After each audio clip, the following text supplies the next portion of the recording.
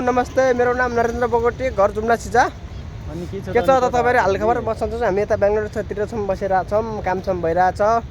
अब आउने फागुन 21 गते हामी चाहिँ गेरन साइड जितललाई हामी जुम्लातिर आउन लागेका छौं। हामी ज्ञानेन्द्र साइकल लागि जेन हामी रेडी भइरहेछ। गेन छ, तपाई चाहिँ चिन्ता नगर्नु होला, हामी चाहिँ आइरहेका छौं। त्यति नै हामी रेडी नै छौं हैन। 10 दिन ग्याङ गरेर आउँछ हैन।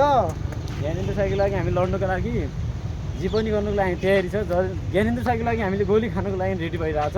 12 जना टोली आउँदैछ हाम्रो यहाँबाट।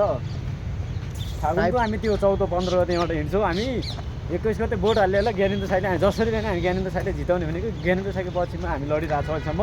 सब अहिलेको युवाहरूले साथ ज्ञानेन्द्र साइकल लागि दिइरहेछन् केटाहरूले। ज्ञानेन्द्र साइकल जिताउने भनेर सबै हामी एकपछि भइरहेछौँ।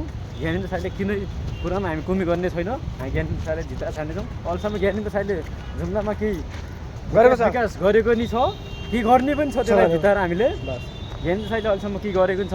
बिजुली ज्ञानेन्द्र साइकल हालेको छ, बाटो दिली गरेको, बाटो बनाएको ज्ञानेन्द्र साइकल गरेको छ। पहिला जुम्लामा जुम्लाको छेउ ज्ञानेन्द्र साइकल गरेको छ। सब ज्ञानेन्द्र साइकल गरेको छ।